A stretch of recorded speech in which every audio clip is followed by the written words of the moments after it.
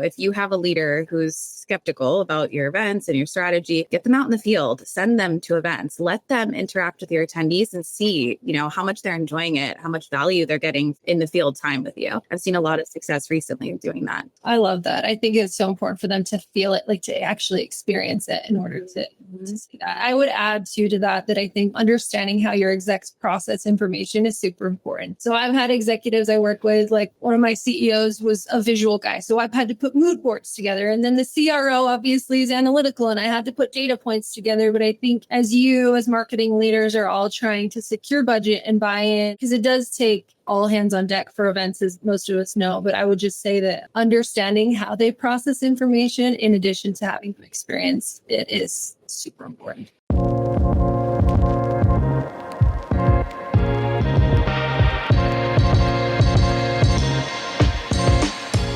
All right, we're back. Hey, we're back. It's been a while. Has it been a while? What has it been? A month? A week? I don't even know. I'm excited. We do these live sessions once a month here at Exit 5 if you're joining us. And we like to bring in some subject matter experts and talk about a specific play and a strategy or an area that you need to go focus on this year. And I'm excited to do this one because I think we found a really good lane for this. We've been doing a bunch of different variations of them, but for this one, with our partners at Zuddl, they help us do these events. They run the software. We're going to do an awesome chat about event marketing today. And I think we have a cool playbook. Danielle and I have been talking a lot about this. I know you all come every month for these, but we want to do more specific sessions about, hey, here's a product marketing session. Here's an email marketing session. And so today, the focus is events. We got an awesome crew here. I got Stephanie and Kristina here with me. And events are back, baby. That's all I can say. This is like the most, I think there's like over 1,200 people that registered for this, which is so funny because events are so back, as we've been saying here at Exit 5. We did our first event drive this year in September, and we didn't know how it was going to go, for those of you who don't know the story. And literally that first night, Dan texted me at 11 o'clock at night. He said, did we just become an events business? And we did. And so it's awesome. We're doing 30 events this year, 26 virtual events, 4 in-person events, and they're a huge part of our strategy. And I'm excited to get to hang out with Stephanie and Kristina and hear about all you. I think the goal of this session is to do a deep dive on events, event marketing, what this looks like for B2B brands today. And we're going to have a great discussion. So quick housekeeping for me saying hello. Everybody knows the drill. They're in chat right now. People from all over the world. Jamie's in Atlanta. Henry Johnson's in the mix. Good to see you, Henry, my old friend, who actually convinced me to start this whole damn thing. Funny story. We got people from New York, Salem, Mass. Oh, that's Danielle. London, DC, Canada. We got a global audience here. So we're going to talk we got 40 minutes, 50 minutes. We're going to take all your questions live. We got a bunch of discussion we're going to get into. The chat is the best part of this because there's 1 million people in here. Holy cow, Danielle, it's got to be a new record.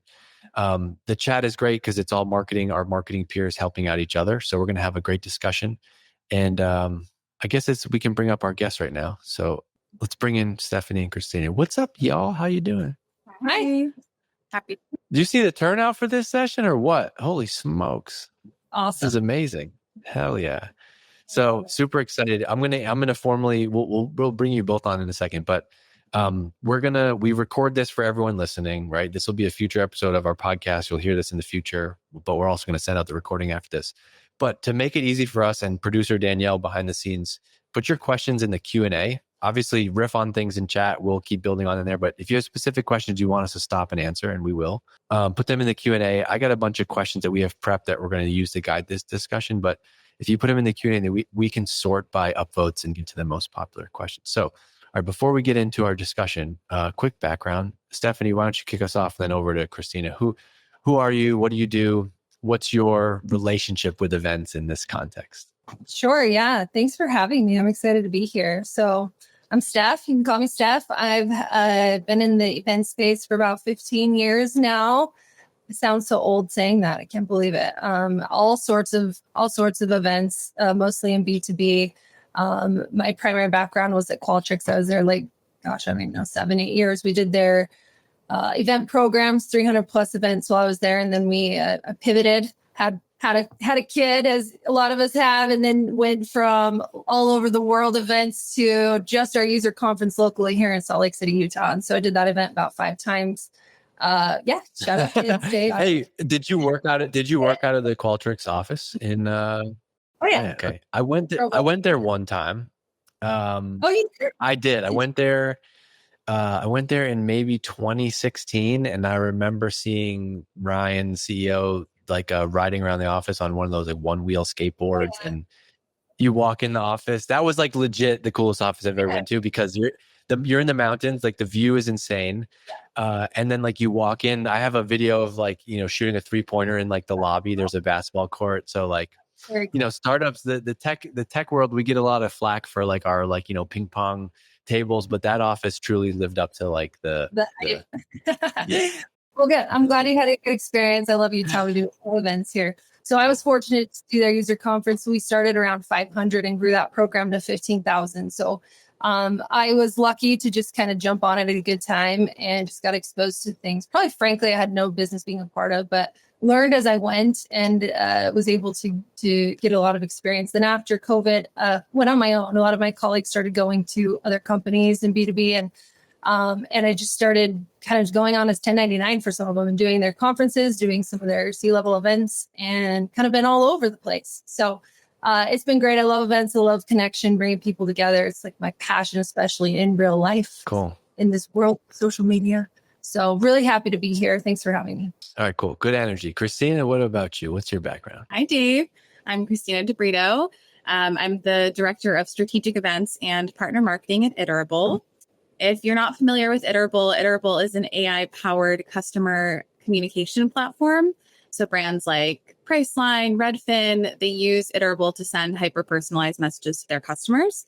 So at Iterable, I manage our user conference, our roadshow series. I do webinars. I do smaller VIP dinners, kind of wear a jack of all trades. In my work history is mostly in B2B marketing, focused primarily on events in the tech space. And then also I spent a number of years on Wall Street. Cool. Yeah. Okay. All right. Shout out Wall Street. What does Iterable do? What does Iterable do? Yeah, like event-wise? Yeah, I know. Just give the context for the company so people can have that lens. Yeah, absolutely. So Iterable, like I mentioned, is a customer communication platform. So emails that you receive from like some of your favorite brands, they are powered by Iterable. Same with some SMS messages. And it's a really incredible tool, and actually newly integrates with Zuddl as well. So you can be sending some really targeted communications to your customers based on, real-time activities on site at events. All right, cool. Got you. I got it. All right. So check out the chat, by the way. I asked people why they're here. And there's like Dave GPT, which is my robot brain AI. I've analyzed the data, and it seems that most people are here because events are important. And they're, I think people are realizing they're back and they want to come get smarter about events as a strategy and as a part of the marketing playbook. So let's dive in and let's see if we can give some helpful knowledge, and we're going to riff on this based on what you say in chat and answer your questions too. But maybe let's kick it off here. What's the biggest mistake that you see with marketers today planning events? And let's try to be, with all of our answers, let's be like hyper relevant and specific to like your top. The people are here they're here because they want help now. They're doing an event in June and they want to get smarter. They're thinking about it. So let's be as tactical and specific as we can today. But what's the biggest mistake that you see B2B marketers making with events right now? Do you want to go first? Yeah, Steph, kick us off. Yeah. Yeah, I can kick us off. And yes, you should hire a DJ for your event if you are asking in the chat. All right, we'll get there. We'll get there. I'm going to tell you a couple things. I think number one thing that comes to mind is kind of moving too quickly, or packing your program too full. I think I made a mistake early on, especially in early stage startup. Like we just went to everything and everywhere, right? And a lot of the times we were not. I think sometimes you can get so focused on just executing the event that you're not thinking end to end the way that you should, right? So really pumping the brakes, really being strategic about what you're trying to do and accomplish. But then also the other end of it, and we'll get into this more in our discussion, is really making sure that you see that all the way through. The event's not over after the event's over. The event starts after the event's over in terms of follow up and the things that you want to cool. All right. I have some things I want to build on too, but I want to get Kristina in and then we can kind of discuss as a group. Sure. I think for me, it's not fully tapping into their strategic partners. I think there's when you look at like partner joint field events, there's a lot of opportunity there. And I think some organizations, they get a little intimidated by that kind of joint marketing motion.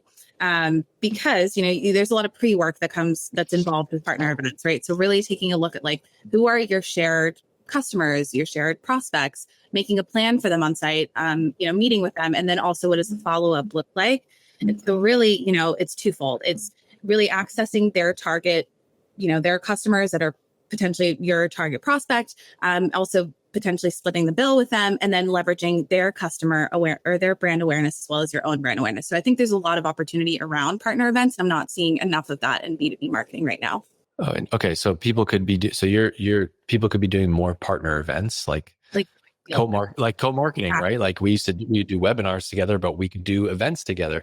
Okay, let's like zoom way out and let's think about what are the first principles questions, I guess? Like if I'm a marketer, I'm here most likely because I'm not like I might not be an event marketer, but I'm a marketing leader. I'm someone who's responsible for a team of marketing. I want to help us grow revenue. Typically we look to things in marketing because we want to grow, right? If we're not growing, then hey, we don't need to do more stuff. We don't have a goal. So if we back it all the way out, like what would be the reason that you'd want to put events in your marketing strategy? And should you only be doing events where the direct events are expensive? Should the direct measurement be like, can we get 3 deals from this? How do you all what's the first principles thinking for like, why do events as a B2B marketer? Yeah. You want to start, Kristina? I'll pile on. You can go first. I'll follow up. Yeah. I mean, I think why do events? Because they're continuing to prove to be one of the top channels performing for marketing. I think in this age of AI and digital everything, I think trust is more important than ever. It's more impactful and it's moving the needle. So when you think about your strategy, I mean, yeah, we're going to measure 3 things. We're going to look at our revenue. That's our bottom line, but also getting the right names in our total target accounts, looking at getting the right people there. And our retention expansion. And so I think those 3 things there's a lot of different things when we get into event measurement that we can look at, but those are kind of our top 3. And so why do we do that? Because that's going to help us to get into that space. And there's Kristina, go ahead before I was just going to say plus one to that. I think events are definitely a relationship builder, right? It's getting that like personal time outside of the boardroom when you're making a buying decision, right? A lot of products today, they have similar features, they do similar things, right? So it really comes down to like a lot of times, the relationships that you've built with the AE, with the CSM, with the enablement team that you've gotten early access to during the deal cycle. And that's how you're doing that, in person, live. You're reaching the target audience that could be, traditionally hard to get, like the executive audience. An event is a great way to reach those hard to get audiences as well. Yeah. And we're talking about, sorry, Dave, I'm just going to add one more thing. We're talking about, new revenue, but we're also talking about like NRR and renew. Like that's a huge initiative, especially in space like retention. But that would be you would have that goal first, right? You would do it. You would say we want to improve NRR or something, or we want to do X. I've made the mistake of in the past. It's like we're doing an event. We start doing the event, and they're like, well, it's kind of for sales and it's kind of for this. And I found and the reason that I asked this question about like why do events in the first place. It's because it's kind of this weird thing, like without the goal in mind, the event needs to be tailored to what the goal is, right? Like if you just go and shoot the shit with 10 potential customers at a dinner, that's not necessarily going to magically turn into revenue. But if you have the strategy first of like, hey, we want to get these 10 people in the room, we want to build these relationships so we can follow up after, I think it changes how you look and measure at all these things. And then there's also this like fundamentally competing objective, which is like the key to a great event is to have to create an enjoyable experience for the attendee, right? But oftentimes what we get is like, I have to sit through a demo, or it's overly too many. If you're sponsoring somebody else's event, it's a trade show booth and you're scanning badges, you're doing things people don't want to do. This is weird. There's a creativity in this at the same time that you have to be able to figure out to deliver on these things, right? Yeah, 100%. I think if you do it right, you got to do 3 things, right? You got to educate them. What is it that you do? You got to entertain them, let them go home with a story that they're going to tell their families about. And you got to inspire them. You got to make them feel something, right? And that's the constant challenge and balance is like, how do you do all 3 things? And I think it all just goes back to knowing your audience and getting the right people in the room, which is why I said my big mistake is not pumping the brakes, not thinking strategically, just trying to fill an event or execute an event to go do it and cross it off our list. That's one of the reasons I use Zuddl, not to, jump into Zuddl too much. But I think one of the things I love about that platform that we're all on now is you can approve and decline who goes to these things or who's at these things. And that's huge, right? Because if you're really thinking about this end to end, you're going to get the right people in share, and you're going to customize your content so they feel all three things: educate, inspire, entertain. Have you found people that you want to sell something to? Like, all right, you run marketing at a company that sells HR software, right? You want to do an event for HR pros. Do you feel like getting butts in seats is hard, or is someone just going to show up because you invited them? Like, how do we? Or maybe a lot of people have not traveled. Like, maybe people, like, there's a post-COVID era where people are like, yeah, I'm leaving my family, I'm coming to your HR convention in Vegas. It's funny that you brought that up. I used to work in HR tech, so I've been in this exact scenario. For me, it always comes down to like that decision of like, do I, as an attendee, am I attending this event or am I attending that event? It's a value prop, right? Well, just like, I'm thinking about like, I get a DM from someone and it's like, hey, leave a review for our product on G2 and I'll give you a $20, Starbucks gift card. And I'm like, I don't want $20. That's not worth $20 to me to leave a review for your thing. Right. And then we're asking the bigger ask, which is like, spend a night away, go travel somewhere. I thought about this. I had immense stress before doing our first event at Drive with Exit 5, because I'm like, oh my God, people are like leaving their house for 2 nights. They're flying here. They're spending money on a ticket. They're leaving their family. Like, how do you get them to go to that? And I think that's like that's what's fascinating about events. And just, this is the stuff in marketing that I love. We can talk all day about MQLs and ABM and metrics. It's like, no, this is the craft of marketing. It's like, how do we get someone to want to come hang out with us? That's the offer. Like, we argue about like, oh, people, webinars are boring, blah, blah. No, webinar's not boring. Well, how is a webinar different than a YouTube video? Really, at the end of the day, it's the content. And I think about that a lot for events. We see questions in the community about like, how do I do better events? It's like, you got to make better content. It's got to be like, why do people want to go to that? Right. I love that. I think that's the challenge is balancing our, looking at our analytics, but like being truly creative. And in order to do that, we hear empathy all the time in marketing, but you really have to know your audience. You have to know, what are these people against? What's going to really bring them away from dinner time with their family? Probably they're not going to. So maybe let's do a lunch or a breakfast, right? Like really being able to pivot your strategy. And then on top of that, I wouldn't say you don't always have to think about getting all these people to come out. You need to go where they're going to go, right? So that's why you're seeing more piggyback events. I know that a ton of my ICP is all going to be at Money 2020. So instead of blowing all this money on a third party, like a booth on a trade show floor, let's just rent out a restaurant close by, because they're all going to be in the area and do something really cool, right? So I think that the challenge is this creativity aspect and really, really putting ourselves in those shoes to make it worth their while. I'm trying to be a good host and pause, because that's when I have to give my guests time to add their thoughts if they have them. But I also think like it's about time spent with somebody. So we did an event. I have more questions on my list I'm going to ask you, but I'm telling a story. We did a dinner with a bunch of CMOs in Austin when we were down there for an event, and it was an amazing night. And I got the bill, maybe $1,300 for 2.5 hours of FaceTime with like these incredibly important people to our business. It's like, that is the most insane.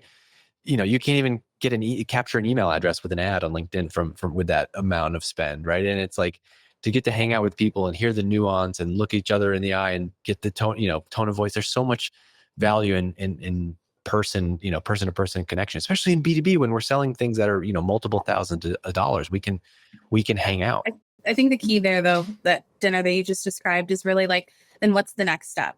And I think, back to fair. And like where we're kind of missing is like, okay, the dinner's over, now what? So like something that we've tried recently is like creating a shared Slack channel and like keeping those conversations going, keeping them engaged, coming to that event with like, okay, if you had fun tonight, here's the next move. We're doing this. Oh, interesting. And is that a Slack channel with you or with like the people? Because I would want to be like, oh, I met these 4 people last night. I want to know who they are and stay connected to that. Yeah, exactly. So it's all like you join the Slack channel and you keep these, relationships going through there, the communications going, leveraging the Slack channel. Okay, that's actually a good segue to event follow-up. So what is the playbook for event follow-up, right? Because ideally it's, you have an amazing time at this event. We're not selling, maybe we're selling a little bit. And then it's, no, it's we got to after it's over. I was just going to say, I think it depends on the types of events that you're doing too, right? Like a lot of times you do really top of funnel events, like a trade show sponsorship, and you get this huge lead list. And what are you doing with it? A lot of times I'm seeing that people are throwing it into a generic nurture about your company, right? But you know more about the people on this list. You know what their job functions are. You should from there know what they care about and be putting them into targeted, nurture campaigns, right? And be thinking through strategically, like, okay, this person is exactly our ICP. I have these other campaigns coming up. Let me start marketing these activities to these leads. And I think being really smart and intentional, I think is really important with the follow-ups. Yeah, 100%. And I would also add, I think timing's key, providing value is key. So wrapping up, all the content is key. You'll see it from Zuddl after this event. Every single person on this webinar is going to get a step-by-step playbook of how they follow up from events, and you can just forward that to your event teams and use it. But essentially, I think number one is just kind of integrating your attendee engagement data to what your CRM platform is, and then cheering that out. And I imagine most of you have tiers. We have like strategic accounts, tier 1, tier 2, tier 3, based off their our ICP and their average deal size. And then we're going to do a really creative, unique offer.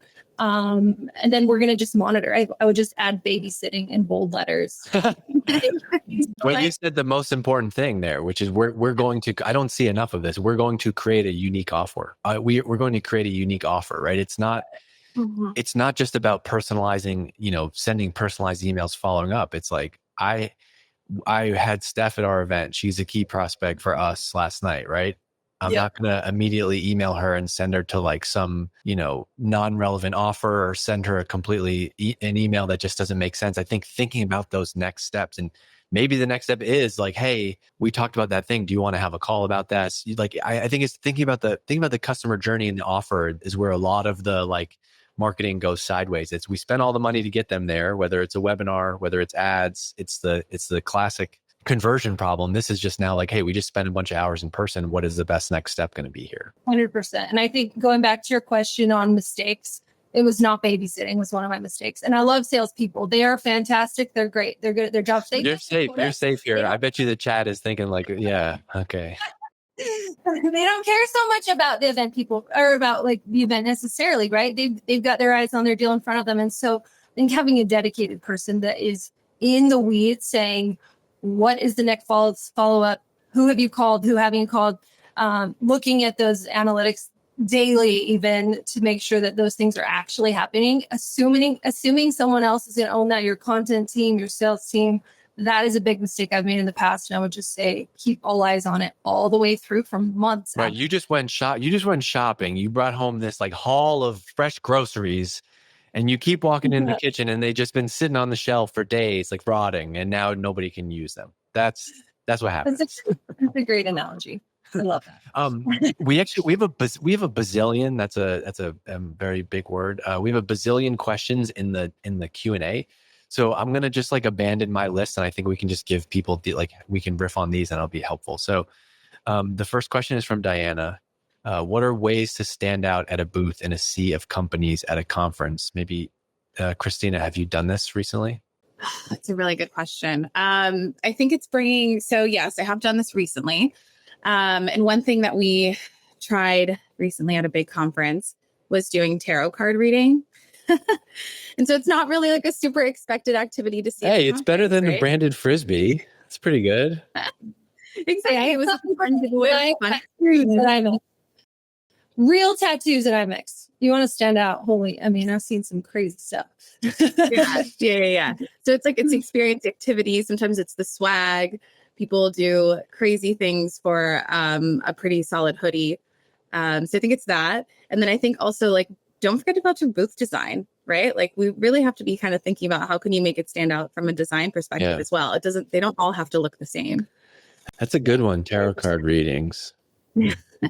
It's fun. I like that idea. And it is shocking what people will do for swag. It is mind blowing to me. But the other thing I would add is I think standing out, pre-event outreach is everything, right? Like there's going to be a million booths on the show floor and you can only do so much to like brand that or build that out. But what you do beforehand is everything, right? And so I think tying an offer, or say you did like a Plinko thing, send them a Plinko chip ahead of it and bring them something physically to their home that they can take to the event and look for you in the booth, right? So thinking outside of the box, it doesn't necessarily have to be spendy.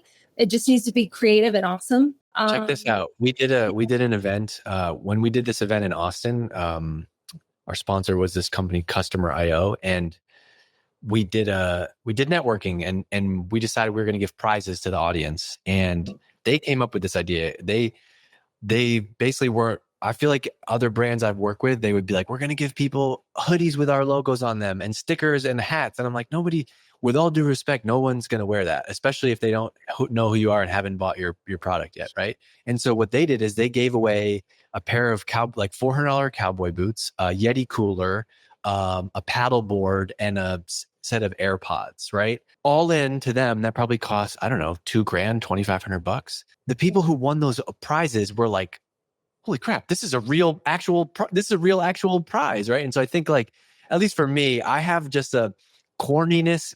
This is just personal opinion.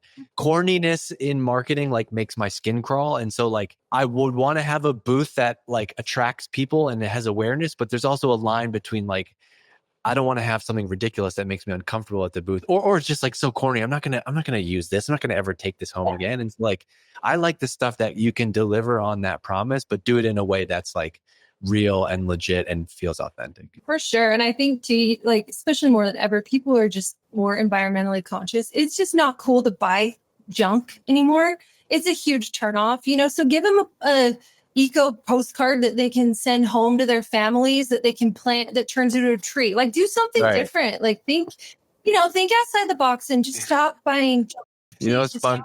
My brother-in-law loves startup swag. He's an engineer, and for my whole life, for basically a decade, everything that someone has sent to me, I give to him. And so he'll be walking around his neighborhood somewhere, and he's got like some like super niche, like, B2B SaaS marketing tool, like hoodie on.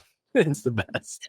I love it. The other thing I would add to Dave is you don't have to just give them stuff, give them an experience, right? One time I did an event where we hired a pancake artist to come, and he was making live pancakes and turned them into logos. I showed him a picture of my kid, and he put my kid's face on a pancake. That's the stuff that is cool that you're going to go home and tell your family about, right? Like, sorry, I'm talking about my kids so much. I've been gone in India for 11 days and I miss them. But those are the things that are going to make them feel something, that are going to tie them to your brand, that are going to give them a unique experience. They don't have to carry home junk. They can eat it, So think of activations that are experiences, not just stuff at your booth. And draw on your own experiences. I mean, we've all been to trade shows, right? What are you looking for? You're looking for a good cup of coffee. I've done cold brew at my booth before. That attracted a bunch of people. I'm just giggling. I was like, oh, what does your husband do? Oh, he's a pancake artist at conferences. Oh, right. It is mind blowing. If you haven't hired one, I'll send the vendor in the chat. No, it's a great idea. And then like there's a thing like you're at the conference and there's a crowd all the way in the corner at that booth, and you're always like, damn, I wonder what they have over there. And you're like, oh, there's some guy making pancakes. Like, it's genius. This is the marketing. Like, can we let's bring B2B, let's bring marketing back to this. This is what's fun, right? This is the fun marketing stuff. Yeah. This is where like this is. Share. Put things in the chat too while we're talking. It's so fun to see. Any advice for must-have comms channels for events marketing? For event marketing, I'm assuming that means like what channels you like, email. I don't know. How do you interpret that? I would interpret that internal and external channels, right? So internal channels, again, going back to Zuddl, they'll like tie their event reg data to like a Slack channel. So you can see every single person that's registering, and then tie that to basically any metric you want in Salesforce, whether it's a target account or a deal size of over 100K or however you want to do that. So internal comms are huge to make sure that people know who's coming and they're staying on top of those, making sure they actually show up once they're here, they have a great experience, et cetera. So internal comms are huge, and getting top down. Pause on that for a sec. What do you, and go a level deeper on that. And what do you do for internal comms? Any plays you've run specifically that have worked? I hear from a lot of marketers that like, I do at here in Slack channel and no one responds. How do you incorporate your babysitting advice into it? Yeah. So like I was saying, that Slack channel through Zuddl. So they'll basically integrate the Slack with the event registration data. So I can see everyone's getting pinged as soon as anyone signs up, or I can set it to like only deal size over, 100K or whatever. I can ping the rep to let them know. Same thing with onsite. Once they check in, I'm going to notify my rep. They can take them to the VIP hall and whatever. Right. Oh So yeah, that's a good one. We use that like for Drive, for example, when people started buying tickets. Dan had set up the Slack channel, so all the ticket purchases or registrations posted in that channel, and we got everybody's LinkedIn with the submission, and so we would be going through and be like, we'd go see someone bought a ticket, we'd go click on their LinkedIn, we'd connect with them on LinkedIn, and then we'd see this person's like a director of marketing at a B2B SaaS company, and we would write in the chat like ICP, and I would tag Dan, and it built this like knowledge of who was coming to our event before event. That's a good one. I've even taken it a step further, Dave. I have pre-programmed it so before they check in, we know what their favorite song is because we send them a feedback survey. As they check in, we play their music like walk-on music, right? We've got into that level of detail where we know who they are, what their favorite song is, and what snacks they want during the break, and we're customizing the event toward that, right? So that's what I mean by like internal comms is really paying attention. Kristina, what about you? What about you? Yeah, I mean, I think Steph touched on it earlier about just getting sales folks in particular to pay attention and care about an event. And so what we've done is we've started creating friendly competitions. And so we have leaderboards where we show like, oh, the enterprise team is ahead of, the growth team or ahead of emerging. And it's just fun. It becomes like, an internal competition. Other things with like SDRs specifically, we run spiffs. We get a lot of, really good engagement from spiffs. And then, we have tried the like @here and Slack channels. And what happens is it's just noise, right? So what we started doing is we started going to like larger kind of team meetings and just marketing our marketing internally. And what do you do? What do you do at that meeting? Yeah. It's kind of like an AMA. Like we come with whatever event updates we have. Like we just released a new speaker. We have a new session added to the agenda. What questions do you have? And then, help them kind of think through other strategies. Like I have this target prospect account that I can't figure out how to get them to the event. What can I do? And then we'll, kind of brainstorm with them. Is it a direct mail?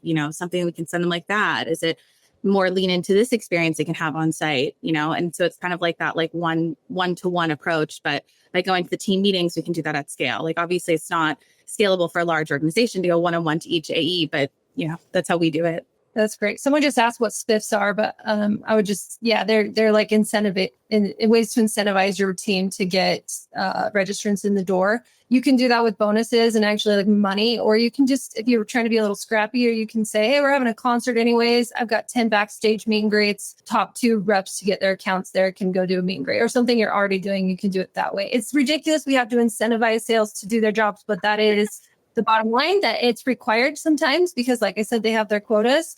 But that's I think what you mean by spiffs, right, Kristina? I don't know if you have exactly. It's just not item either. Like we do for the SDRs on our team, we do a trip to the actual event, right? Like we know we're going to send sales folks anyway to the event, but still, they're competing to the folks who get to come. I'm at the point in my life. I'm at the point in my life now where I'm like, let me be on the list who doesn't have to go. Can I be on the list who doesn't have to go to the event? I'm going to stay home and go to bed at 8:00. Well, Dave, we actually have data on some of the larger user conferences that I've done. If you are able to get 5 accounts there, you're going to hit your quota for the year, right? So they're really incentivized to get their people there. But in order to come, you got to get 10 registrants there or whatever. So we'll set rules around who actually gets to go in order to incentivize that way too. Mm-hmm. Or really leaning into metrics like deal length time and the impact that, attending an event has on that.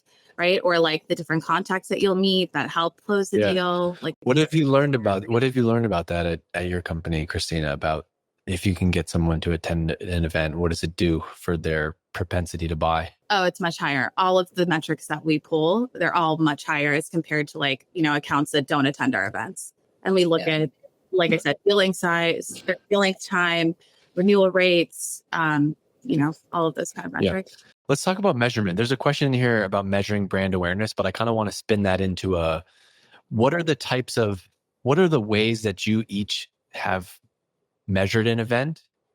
How can you think about measuring an event? Because probably just like good marketing, you shouldn't only do things that are going to be direct correlation to sales. Like that's not what good marketing is. So if you're going to do an event, can you do an event for brand awareness? Can you do an event for just customer love? Can you do an event for sales? Have each of you done kind of, obviously you do an event where the goal is pipeline. Can you do other events and measure them? And is there a purpose? Yeah, totally. I mean, when you think about like customer events, right? It's like product adoption, health score impact, integration partners that were added, all of these things kind of like pre-event, post-event, customer NPS. Yeah, I think those are all like pretty good metrics that we report on. And what about yeah, you? that's good. That's good. Yeah, I would say on the brand side, yeah, there's lots of ways you can measure. And there's going to be events that maybe, and some marketing leaders might not want to hear this, but the reality is there's going to be events that are not necessarily going to be these revenue driven events. You just can't afford to not go to them. You got to be there, right? And so in order to measure those, I think, like she said, you can look at the customer impact, but you can also measure site traffic. You can look at social names. You can look at press mentions, app usage, NPS score, return attendees, feedback. I mean, there's a lot of other things. I think it's the challenge, though, is keeping your primary and secondary metrics. I would say your primary are your growth metrics, like we talked about with revenue pipeline, and then also measuring those secondary metrics, but staying focused on growth. So that's always the challenge, right? Sometimes we measure so much, we don't measure anything. So the kind of like differentiating between the two is huge. I like pairing what you said about having primary, understanding that it doesn't just have to be one. So having primary and secondary metrics. And then like, I like a bunch of the metrics Kristina kind of pointed to is like, okay, we might decide to sponsor, we might decide to sponsor SaaStr or some Gartner event, right? And there might be a new revenue play there. There might be an expansion play there. There might be some key accounts and people we want to meet with. And so we're going to build maybe like a scorecard for that event that's beyond just direct sales. Speaking of that, there was a question about this earlier. And do either of you think about how do you articulate the strategy between like doing, and Danielle's going to try to find this question to pull up, but I'm kind of making it up based on what we've seen. How do you articulate like when should you do your own event? And when should you go sponsor someone else's event? Do either of you have strong opinions or a philosophy to help somebody think through that? Kristina, you do? That's a tough question. I mean, my go-to is like looking at your budget, right? Because I mean, if you're going to blow like a big portion of your budget going to a big trade show where you're like one of 100 and you don't even have that much to do like a big splash at the trade show, that's a waste in my opinion. I'd rather take that budget and do like a more impactful ancillary event around that big tentpole. I know that, But that's the catch though, right? Which is like, you got to pay, they might have the audience. What if you don't feel like you can can you get people to show up? Like the reason to go to someone else's event is because like, okay, then we don't have to worry so much about like getting butts and seats. I saw a question about that. Steph, what's your answer to that?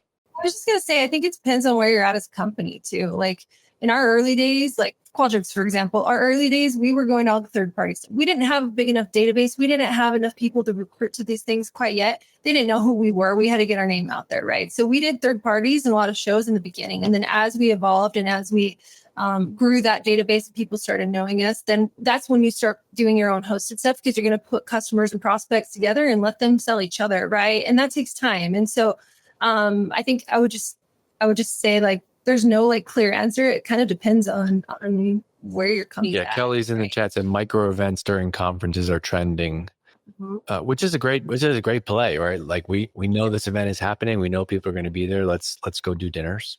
100%. I call it a piggyback event, and it's going to save you money. You can kill two birds with one stone. You can do a smaller investment on a show floor and then a bigger after party or something like that where they're already going to be. Same with your staffing. They're all going to be there. Yeah. Get two for this. Have either of you ever worked at a company? Do you have like friends, or maybe your company does this now, where does your company do a kind of flagship customer conference every year? Yeah, Kristina, you do? Yes, we do. Steph, you've done that?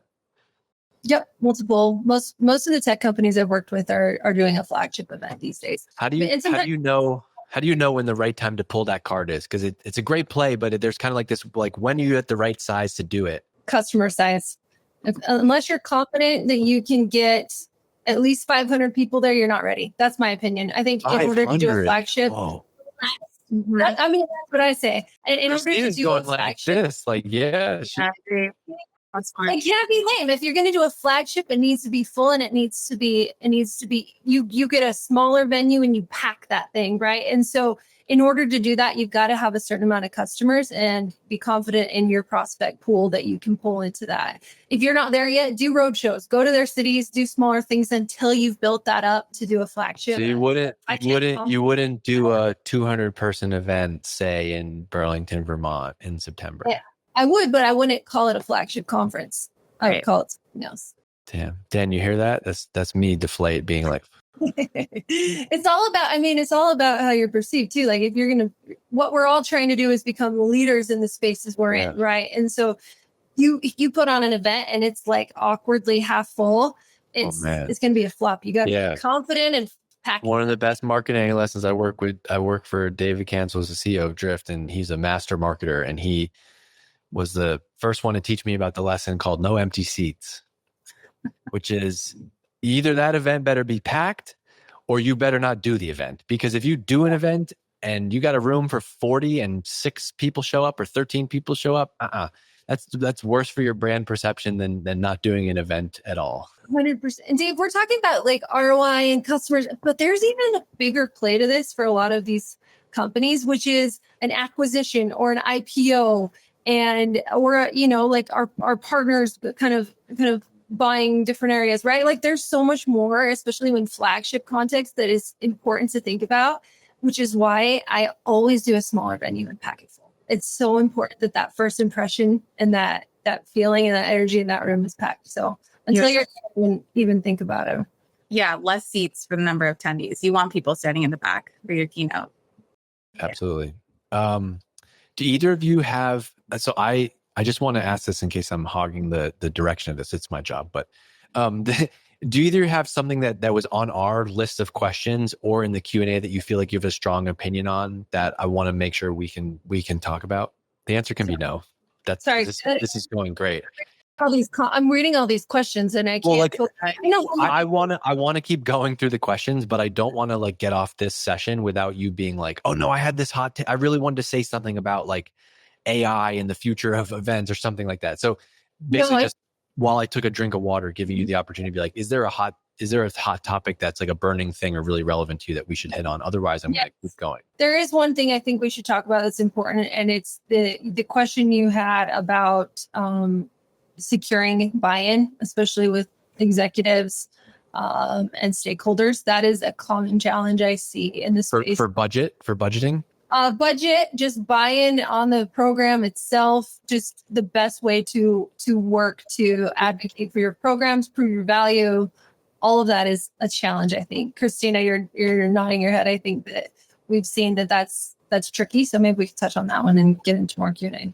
Yeah, totally. I mean, to me, it's always comes down to the data. But then I think like my biggest tip for the group is, if you have a leader who's skeptical about your events and your strategy, get them out in the field, send them to events, let them interact with your attendees and see, how much they're enjoying it, how much value they're getting from that, in the field time with you. I've seen a lot of success recently doing that.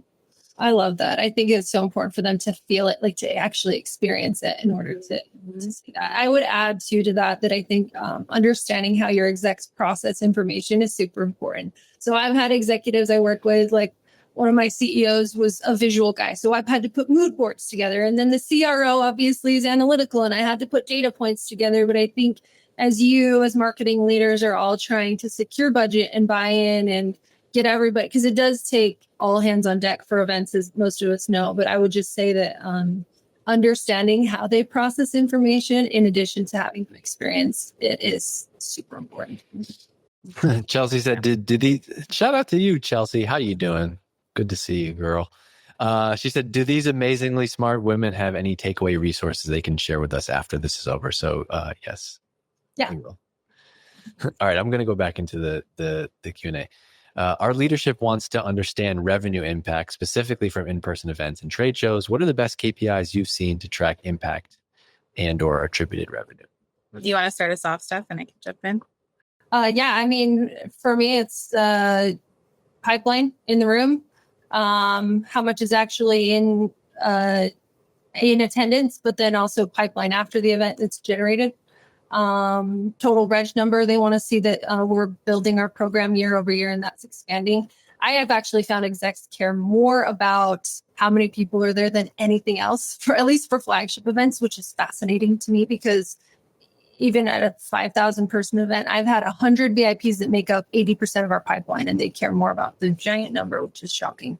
But those are probably like the two, pipeline and total reg. And then we talked about those secondary metrics on the brand side that are super important. We can send that over afterwards as well. Yeah, I think it's worth noting that it's important to kind of look at the event that you're executing on and like where in the funnel is it. So I'm looking at kind of like a trade show, right? It's very tofu. I'm generating new leads. I'm impacting pipeline.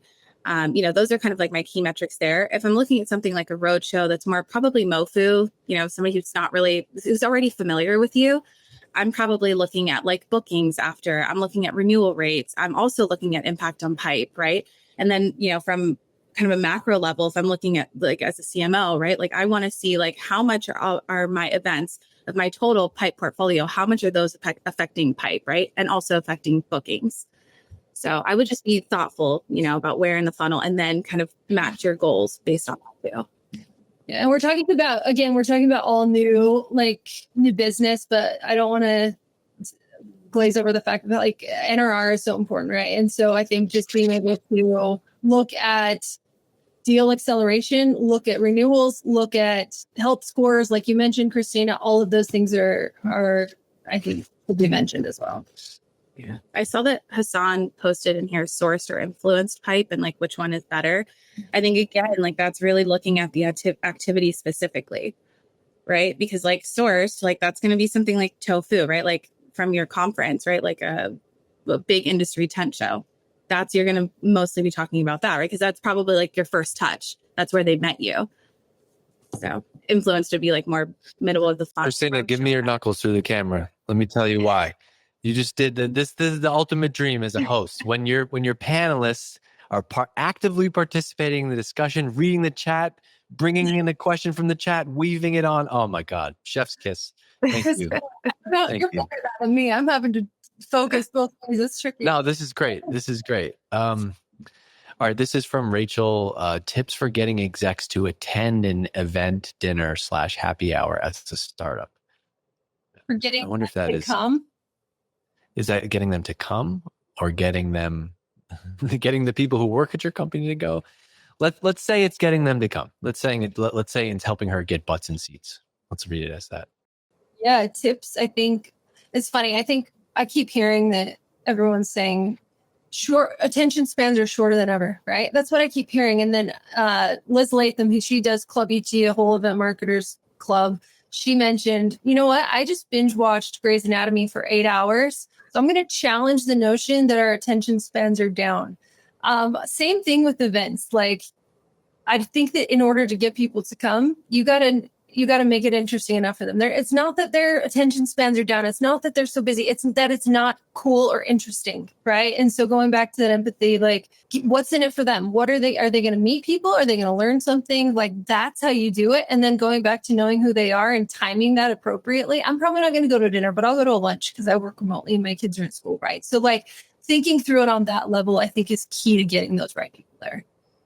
Mm-hmm. And then tailoring the content about what they care about, right? Like if you're trying to get an executive there, you better know like what is it that's top of mind for them.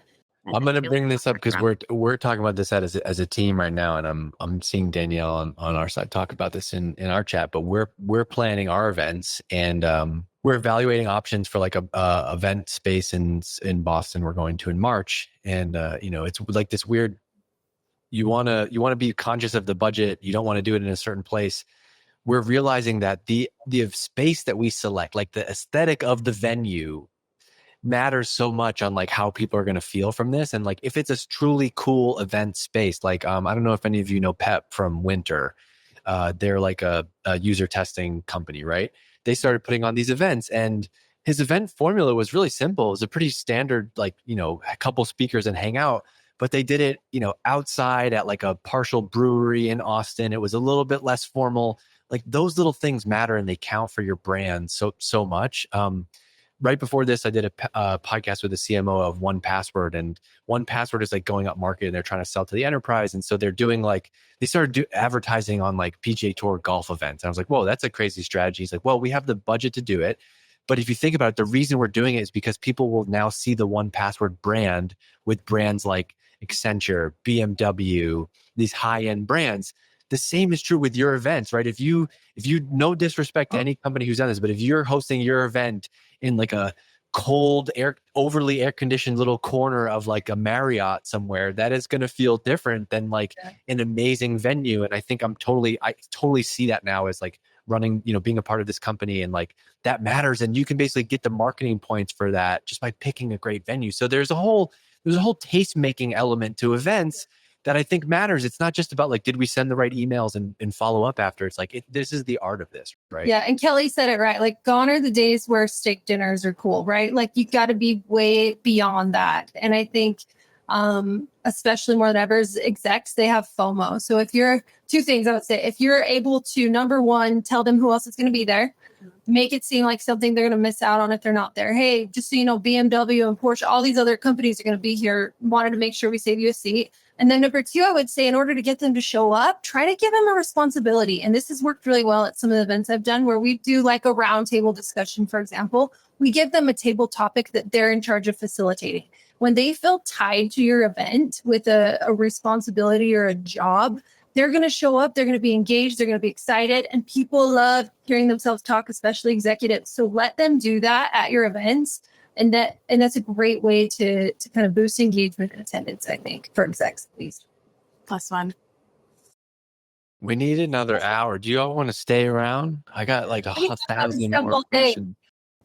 That's fun. It's fun to see all the chat. Danielle, producer in my ear, she knows what she's doing. She told me I got to pick one more. This about outreach and filling seats. No, somebody said no mention of technology about Cvent. No, this is put on by Zuddl. That's the technology. What do you think about trying to align an in-person event with a trade show targeting your audience in the same area? We love that. Obviously, go to where the attention is. All right, here's a good one. This is from Henry. What unique thing, I guess we talked about this, but what unique things do you do to make an event worth coming to versus just watching the recordings? Anything that stands out to you? The FOMO, 100%. Like, you can watch the content, you can get all the basic talking points, but you're not going to be able to see who was in the room and stuff like that. Anything you can do stuff. Okay. What about the role of so we talked a lot about in-person events.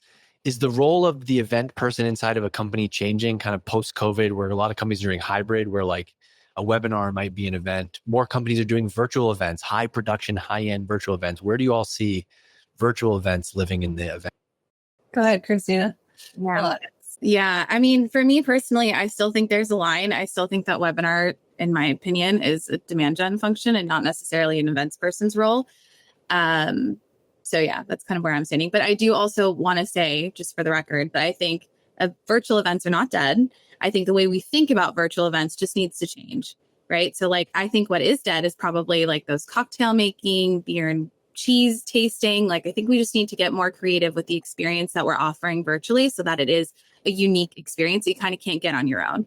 Because gone are the days of like just needing that social interaction online, like that we needed during COVID. We don't really need that anymore. So we have to get creative. Right. I would add to that. I think that I kind of joke that I think your event portfolio should kind of be like your financial portfolio. Like, the more diversified you can be, like, you're going to better your chances and like, hopefully drive new business across the board. And so I would just say, like, where possible and where resources allow, you should be doing all of the above, right? You should be having a healthy mix of in-person, of trade shows, of virtual, both quick webinars and, a 1 or 2 day virtual, if you're able to. Like, if I'm running an event program, I'm trying to cross all those things off my list to have a really healthy balance so that it all kind of works out in terms of numbers. Well said. Okay. Brittany just says put cheese at every event. That's problem solved. Interesting. All you need to do, just Okay. All right. Thank you so much. All right, Steph, Kristina, we're gonna have to do a part 2. I feel like, Matt, Danielle, if you're listening, like, do we need to do like a follow-up AMA in the community or something where like Kristina and Steph could just answer